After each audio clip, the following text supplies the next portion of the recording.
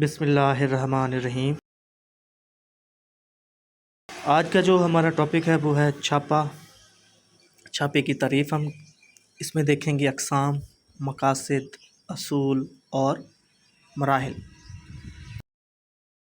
تو سب سے پہلے تعریف، چھاپا کی تعریف کچھ ایسے ہے کہ پولیس کا مجرمان پر اچانک ایسا حملہ جو فوری یا باقاعدہ منصوبہ بندی کے تحت بھرپور طاقت کے ساتھ کیا جائے اور اس کے نتیجے میں مجرمان کی گرفتاری، تلاشی اور مطلوبہ شے کی برآمدگی وغیرہ عمل میں لائی جائے تو اسے ریڈ کہلاتا ہے یا چھاپا کہلائے گا۔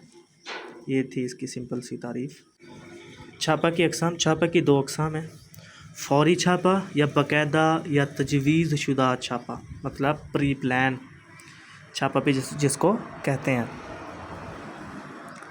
جب سب سے پہلے جو ہے وہ فوری چھاپا، جب افسران انچارج تھانہ کو فرائض منصبی کا انجام دہی پر مامور افسران اچانک مجرمان کی موجودگی کے بارے میں اطلاع دیں تو اس سلسلہ میں جو سرسری منصوبہ بندی کر کے مجرمان کے خلاف جو کارروائی عمل میں لائی جاتی ہے اسے فوری چھاپا کہتے ہیں۔ مطلب آپ کو اچانک سے کہیں سے خبر ملی کہ جی فلاں مجرم جو ہے فلاں جگہ پر ہے، تو اس کے نتیجے میں جو آپ رسپونڈ کریں گے وہ فوری چھاپا کہلاتا ہے۔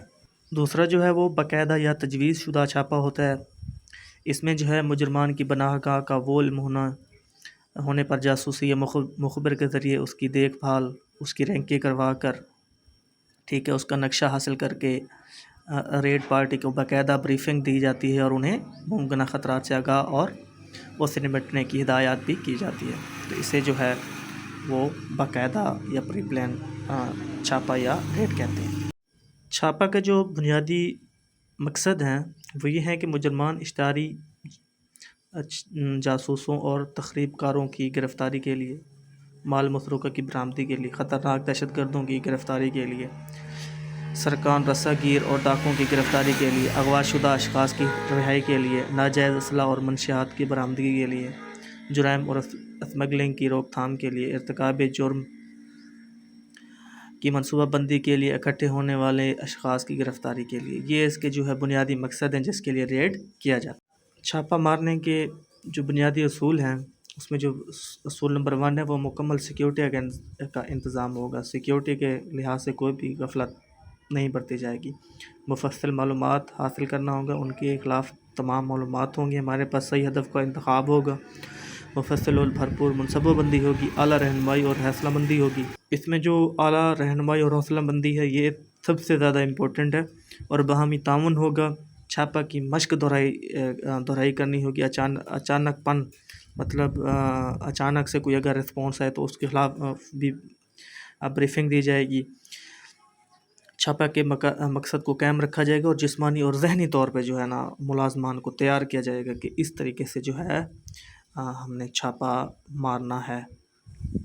آگے چلتے ہیں تو چھاپا کے مراحل، سٹیپ جو ہوتے ہیں اس میں جو ہے تیاری کا مرحلہ ہوتا ہے، پیش قدمی کا مرحلہ ہوتا ہے، عمل درآمد کا مرحلہ ہوتا ہے، کارروائی کا مرحلہ ہوتا ہے اور لاسٹ میں جو ہے واپسی کا مرحلہ ہوتا ہے۔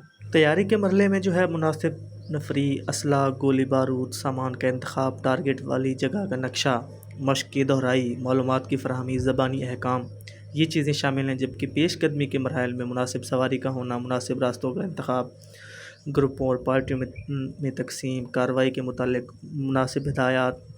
آگے چلتے ہیں تو عمل درآمد کا مرحلہ، ہدف کی طرف پہنچ کر گروپوں اور پارٹیوں کو صف آرائی، فرائض کی صحیح انجام دہی، ایکشن گروپ اور کورنگ گروپ کی صف آرائی، یہ جو ہے اس عمل درآمد کے مرحلے میں شامل ہے۔ آگے کارروائی کا مرحلہ، مجرمان کے مقاصد تک پہنچنے کے لیے مختلف چالوں کا استعمال، کارروائی کے دوران آڑ کا استعمال، افراد کی تقسیم کرنا اور ان کے ذمے مختلف کام کی سپردگی، مجرمان کے خلاف بھرپور کارروائی عمل میں لانا۔ یہ مجرمان کے مقام تک پہنچنے کے لیے مختلف چالوں کا استعمال، یہ بہت امپورٹنٹ ہے، اور کارروائی کے دوران آڑ کا استعمال کرنا۔ بعض اوقات ریڈ کے دوران فائرنگ ہو جاتی ہے تو اس میں سب سے پہلے جو ہے خود کو سیو کرنا ہے، اس کے بعد جو ہے آپ نے کارروائی کرنی ہے۔ ایسا نہیں ہے کہ جی بس آپ کو ٹارگٹ نظر آیا اور آپ اس پہ چھپٹ پڑے، ایسا بالکل نہیں کرنا۔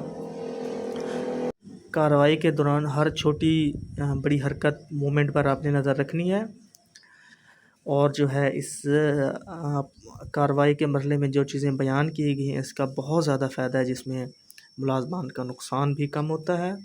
اللہ معاف کرے ایسی سچویشنز آ جاتی ہیں۔ اور جو ہے لاسٹ میں جو ہے واپسی کا مرحلہ ہے، مقام ملاقات پر واپسی۔ اب جو ہے مقام ملاقات ایک فائنل کریں کہ ریٹ کے دوران ہم اس طرح مطلب کوئی بچھڑ جاتا ہے، کوئی پارٹی بچھڑ جاتی ہے تو وہ اسی مقام میں ہے کہ تمام ہتھیاروں اور جوانوں اور ساز و سامان کی پڑتال۔ ایسا نہیں ہونا چاہیے کہ کچھ ملازم جو ہیں اسی ریٹ والی جگہ پر رہ گئے اور گاڑیاں جو ہے تھانے پہنچ گئی یا جس مقام پر پہنچ گئیں۔